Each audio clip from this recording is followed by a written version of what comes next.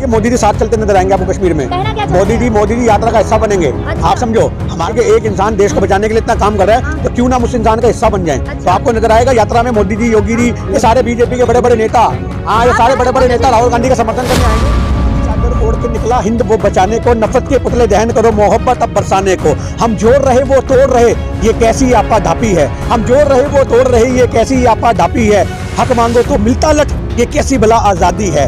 अग्निवीर के फायदे बादशाह उनको भी समझाओ तो, अग्निवीर के फायदे बादशाह उनको भी समझाओ तो, लटक रहे जो फंदों पे उनको जरा बचाओ तो।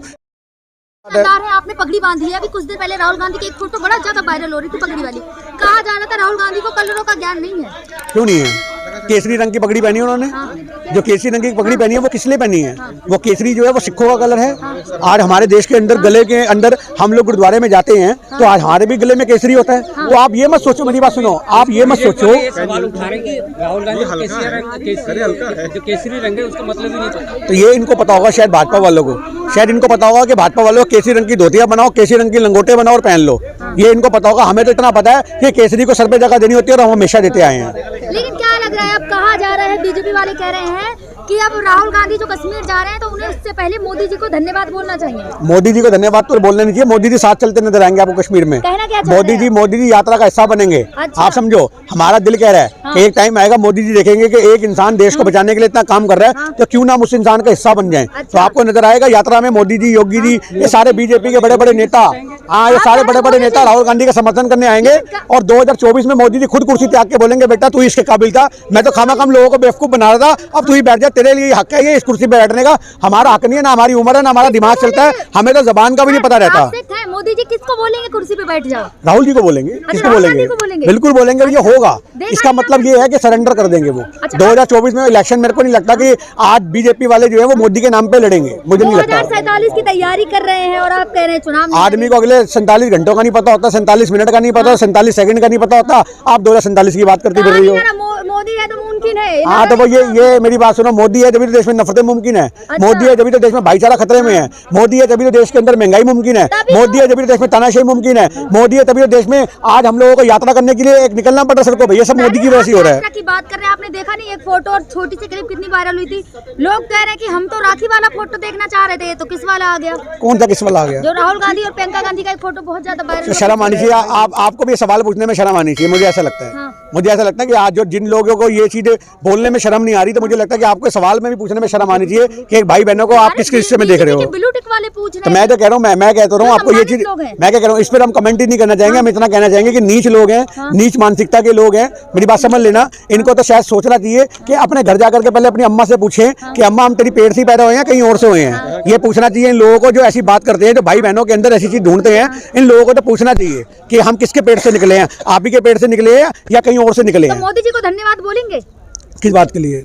कि कश्मीर के जो हालात हैं आज उनकी वजह से, तभी तो राहुल गांधी जा रहे हैं कश्मीर। बहुत बढ़िया बात कर रहे हो आप। सारे कश्मीरी पंडित सड़कों पे बैठे हैं, मोदी जी की वजह से बैठे हुए हैं। कश्मीरी पंडित वहां पे अपने हकों के लिए मांग रहे हैं, मोदी जी के लिए मांग रहे हैं। आज जितनी बार भी कश्मीरी पंडितों का पलायन हुआ, प्रताड़ित हुए, दोनों बार भाजपा की सरकार रही, इस बार पूर्ण समर्थन से है। और 1979 में इनके, मेरी बात सुन लो, आप प्लॉट खरीदे जाके, आप खरीदो, आप प्लॉट जाके, हमारे पास पैसे नहीं बचा, हमारे पास दूध खरीदने का पैसा नहीं बचा, प्लॉट खरीदने की बात कर रहे हो। नंगा कर दिया देश को इन्होंने, आप बात कर रहे हो। देश में आदमी के पास घर में आटा लाने के पैसे नहीं बच रहे, प्लॉट क्या खरीदेगा? हाँ, प्लॉट बेचने की जुनून नौबतें आ चुकी है। हिंदुस्तान की आधी आबादी अपने प्लॉट के कागज लेकर के 50 गज से 25 गज के मकान में आ रही है, 25 गज वाले 12 गज के मकान में आ रहे हैं, और 12 गज वाले सड़क पे झुग्गी डाल के रहने को मजबूर हो रही है। हिंदुस्तान बनता जा रहा है, इसी को बचाने की हमारी लड़ाई है। कह रहे हैं कि पहले राहुल गांधी या फिर कोई और नेता कश्मीर जाने से थोड़े घबराते थे, लेकिन जब से मोदी सरकार आई है, आप कश्मीर जाइए, घूमिए, तभी तो राहुल गांधी जा रहे हैं। आप मोदी को बोलो कितनी बार जाते हैं वहाँ पे कश्मीर में? अमित शाह इनके कितनी बार जाते हैं? इनके मोदी के मंत्री कितनी बार जाते हैं वहाँ पे?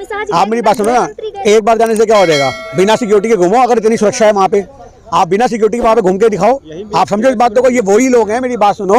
हाँ। आपको संगठन के लोग, हाँ। चाहे वो आतंकवादी संगठन के लोग, आपको हर जगह देखने को मिलेंगे। वो कश्मीर की बात नहीं है, वो हिंदुस्तान के कोने कोने में है। आप उन्हें खदेड़ो, आप सरकार में हो, आप सत्ता में हो, आप किसी बंदे को जाति धर्म के नाम पे टारगेट मत करो। आप पकड़ो उस इंसानों को कि जो संगठन से चलाने वाले लोग हैं। हमारा देश मजबूत सिर्फ एक ही हालात में हो सकता है, वो हालात हैं। भाईचारे की बात करो, नफरत के पुतले दहन करो। हमारा कल गाना रिलीज हो रहा है हिंद की चादर, और हम कहेंगे लोगों से वो जाके सुने, और उसमें आपको लाइनों के माध्यम से पता लगेगा राहुल गांधी के लिए, भारत जोड़ो यात्रा के लिए वो डेडिकेटेड सॉन्ग है मेरा हिंद की चादर। और ये हिंद की चादर जो है ये हमने राहुल गांधी जी के लिए शब्द यूज किए। राहुल गांधी के लिए जब डेडिकेट है तो आप गा के ही सुना दें। सुन लीजिए कि हिंद की चादर ओढ़ के निकला हिंद वो बचाने को, नफरत के पुतले दहन करो मोहब्बत अब बरसाने को। हिंद की चादर ओढ़ के निकला हिंद वो बचाने को, नफरत के पुतले दहन करो मोहब्बत अब बरसाने को। हम जोड़ रहे वो तोड़ रहे ये कैसी आपा धापी है, हम जोड़ रहे वो तोड़ रहे ये कैसी आपा धापी है। हक मांगो तो मिलता लट ये कैसी भला आज़ादी है। अग्निवीर के फायदे बादशाह उनको भी समझाओ तो, अग्निवीर के फायदे बादशाह उनको भी समझाओ तो, लटक रहे जो फंदों पे उनको जरा बचाओ तो। छोटी छोटी बच्चियां यहाँ शिकार बन जाती हैं, क्यों लिपट के फिर कफन में एक सवाल बन जाती हैं। ये हमारा इसका यात्रा का संदेश है। क्या मैसेज देना चाहेंगे आप लास्ट वीडियो में? हम वीडियो में ये मैसेज है कि तानाशाही के किले तोड़ो, तो वो हमारा यही है कि नफरत से मुल्क नहीं चलते, नफरत से मुल्क नहीं चलते ए राजा। मेरी बात समझ रहे हो? बात नफरत से मुल्क नहीं चलते है राजा। प्यार का संदेश बांटो, देश को मजबूत करो, भाईचारे की बात करो, और जो नफरत बांटने वाले लोग हैं इनका बायकट करो। ये हमारी यात्रा का संदेश है। गाने का संदेश है कि मोहब्बत की दुकानें गली गली में खुलनी चाहिए, और मोहब्बत की दुकानों से मतलब ये है कि भाईचारा जो है हर गली के अंदर कायम होना चाहिए। उसी को यात्रा का हमारा संदेश है। दुकान की तो बात नहीं कर रहे, गली गली खुलनी चाहिए। एक बड़ी दुकान वायरल है जिसपे लिखा है, राहुल गांधी का फोटो भी लगा, मोहब्बत की दुकान। पानीपत में थी वो। हाँ। हम यात्रा में थे और हमने उस दुकान को जाकर के हमारे सामान भी खरीदा। हमें बड़ा अच्छा लगा कि जो देश में नफरतें हैं, क्योंकि कोरोना काल में तो हमने ये भी देखा है कि लोगों को, सब्जी वालों के भी आधार कार्ड देखे जा रहे थे। टमाटर बेचने आया, मूली बेचने, पहले आधार कार्ड देखा तो हिंदू है मुसलमान है, आप समझो। तो आज हमारा जो मकसद है वो यही है कि दुकान पे मोहब्बत का पैगाम होना चाहिए। धर्म देख करके आलू प्याज टमाटर गोभी की बात करने वाले लोग भूखे मर जाएंगे हिंदुस्तान के अंदर, अगर ऐसे वो ढूंढ ढूंढ के उगा के खाने वाले लोग हो गए। क्योंकि आपके घर में किस गेहूं का आटा पिस करके आया है, आप दुकान तो दिखा सकते हो कि हिंदू की दुकान से आटा खरीद के लाई हूं, पर किसके खेत में होगा ये आप पता नहीं लगा सकते। इसलिए मोहब्बत की बात करो, भाईचारे की बात करो, नफरतों का बहिष्कार करो।